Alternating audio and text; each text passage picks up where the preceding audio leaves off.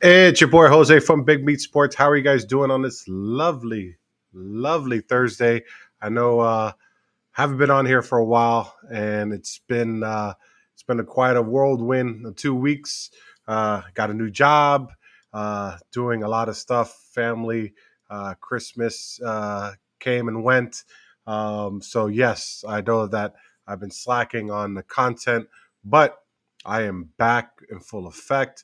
So just want to say, hi, sorry, and I'll try not to happen again 2 weeks in a row. But I know that a lot of people, and let me check because I don't know if my audio is working, and I'm trying to do a new thing here because all right, as you see, um, I'm in my dining room table. My little man cave where I usually do it is it's currently occupied. I had a leak in my garage, so uh, it's been taken care of. But there's a lot of stuff that's still in there. So hey, it's done and over with. But let's talk about the Dallas Cowboys.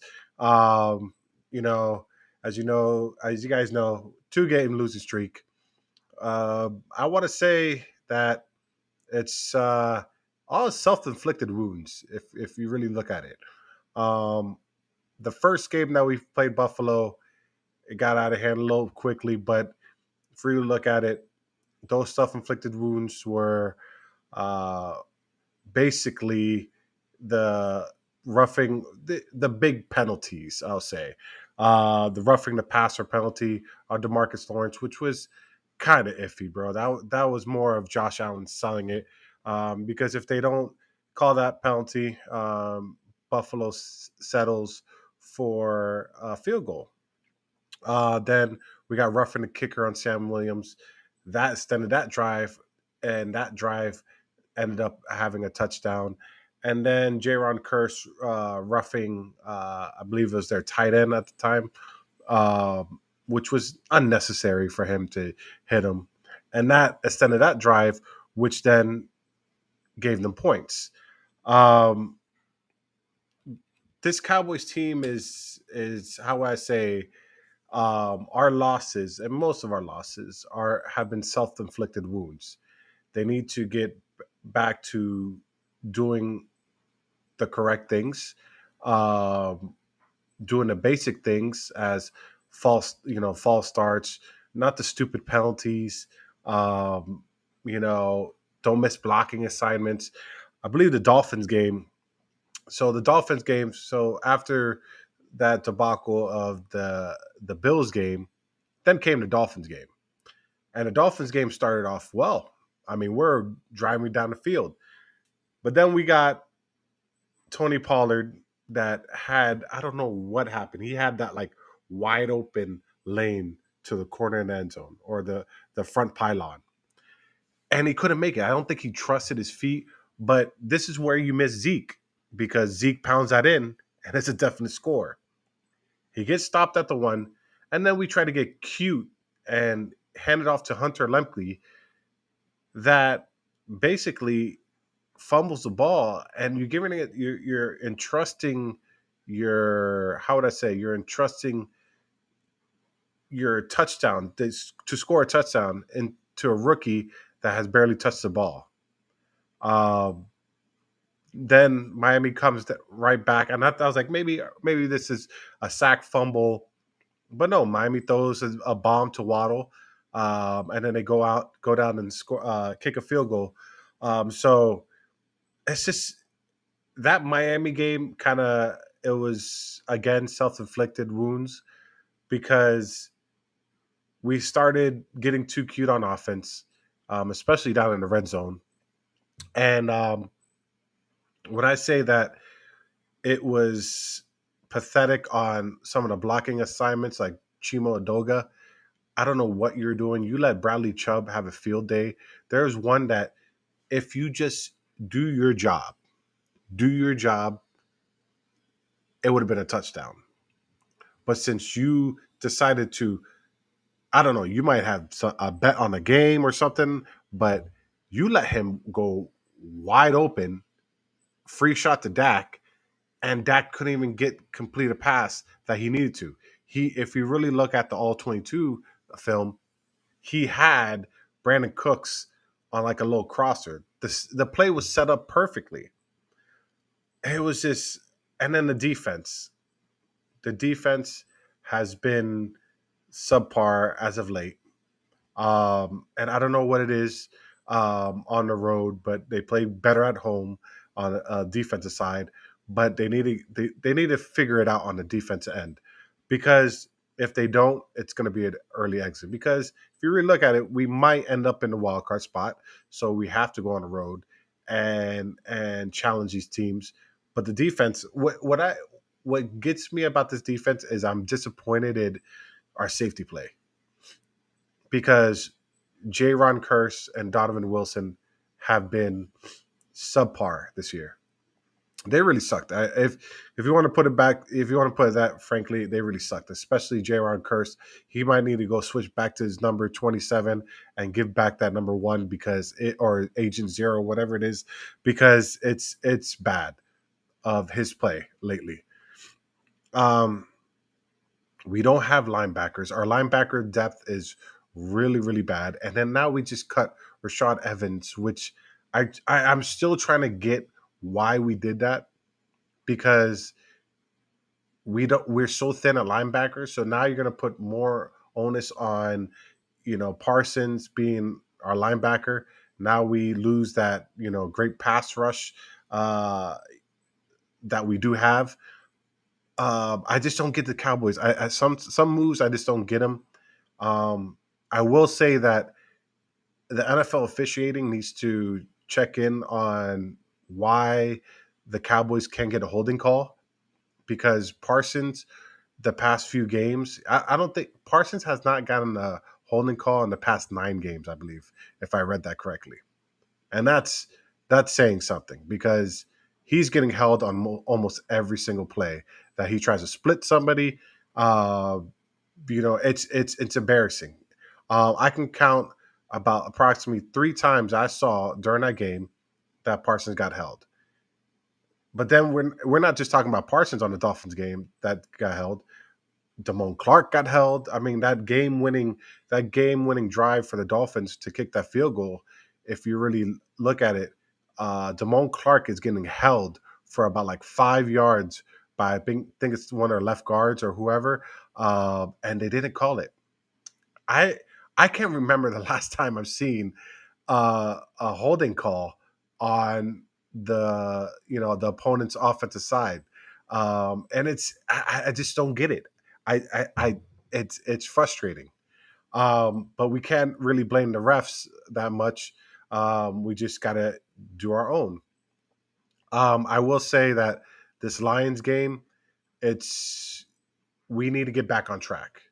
We need to get back on track on one, running the ball, two, feeding CD Lamb. Because if you really look at it, those 2 touchdown scoring drives that we had versus the Dolphins, we force fed CD Lamb. When we didn't throw to CD Lamb, our drives just went one and done. Like it was quick. CD Lamb's a beast. Create ways to get him open. I mean, this guy is he's a he's a top 10. I'll say right now he's moving in a conversation of top 5, because right now he's number 2 in receiving yards. But he's in that upper echelon of top wide receivers. So you have to give him the ball. I think Dak is doing a great job, but again, our offensive line is killing us with these miss blocking assignments. I think we could have easily won that Dolphins game, but again, we shot ourselves in the foot.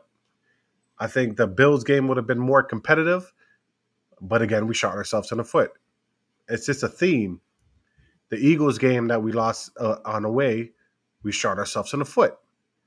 Dak stepping out of bounds, our tight end not getting uh, not getting into the end zone when he got stopped on the half-yard line, getting tackled. He could, if he would have, got a little bit deeper. Our offensive line sucked that game versus the Eagles, so it's just execution. So I would say that if we do a better job, we're just killing ourselves. Okay, I don't think it's anything that that the other opponents are doing. But I will say, as uh, live here in Miami, and I do cheer for the Dolphins, and when they're not playing the Dallas Cowboys, I do think that this past win was a good win for the Dolphins. I do think that it gives them that sense of confidence of going into the playoffs and beating a good team. So I think this win really set the tone for the Dolphins, and it might have just changed their season because the the knock on them was they couldn't beat the good team. Well, they beat Dallas, even if it was by 3 points, but they did beat Dallas. So, confidence goes a long way. Now, if they go in and beat the Ravens, which it's going to be a tough task, then you guys say the Dolphins are, you know, probably probably going to go to Super Bowl. That's just my opinion. I do think the Dolphins have a really good team. Um, they have they have weapons all over the place. I was surprised that the Cowboys were able to stop them and only hold them to one touchdown. I think that we just doing more of prevent, let them let them go down the field, but don't give up the big plays.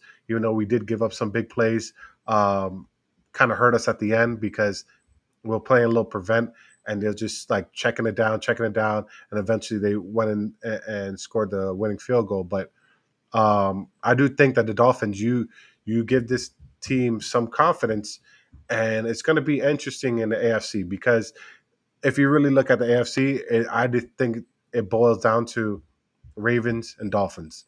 I don't see any other team. Jaguars are going in a wrong direction. I would say that the Chiefs are going in the wrong direction. So in the AFC side, it's just basically Ravens and Dolphins, and that's going to be a good game coming up this week. On our NFC side, I do think that if you want to say it's a three-way team, 49ers, Eagles, and Cowboys, I am not sold on the Lions, and we'll see who the Lions are this Saturday. But I do think that the Eagles have more problems, not personnel wise, but I do feel like the Eagles have more problems play calling wise. You know, one on a offensive side, their offense, I can't gauge what's going on with them because they have a great offensive line, they have a great running game, but they get away from the running game very quickly. And then the route combinations are very basic and simple, and just the play calling at the time. Their defense is horrible on the back end. I will give the Eagles' defense is good up front. They can't stop the run, but those big boys do get tired, so they're just basically, putting the onus on those edge rushers to Sweat and Hassan Reddick to get to the quarterback almost every play. Um, so that's why I think that Cowboys are a little bit ahead of the Eagles. 49ers, I mean, they got destroyed by the Ravens, but look, the Ravens are great defense, and they had trouble containing Lamar Jackson. Um, but I do think the 49ers, they got talent all over the place. It's all up to Brock Purdy on managing the game and not turning over the ball. And that's what Brock Purdy did this past weekend. He turned over the ball 4 times. And now it has a stinger. I don't know how bad the stinger is and how if it's going to linger, but I do think that this game might creep up in the back of the head. Like he got humbled. Brock Purdy got humbled this past game. But going back to the Cowboys, I think that, you know, these past 2 games, self-inflicted wounds. You got to get better on, execution. We're shooting ourselves in the foot too many times. But now it's time to get right. Now, the last 2 games, Lions and the Reds, and I almost called them Redskins, the Commies, the Commanders. It's time to get right and time to get ready for this playoff push. Now, can we get the first place in the East?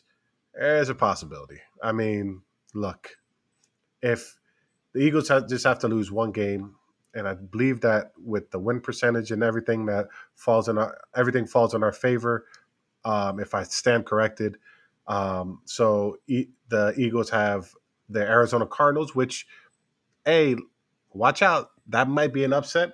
And the Giants just gave the Eagles a hard time in Philly. So now this game is going to be in New York, and New York is going to try to pull a little upset on the Eagles season on the last game of the season. So we'll see if that happens, but it's all about the Cowboys right now doing what doing the stuff that they need to do, and getting back to those winning ways.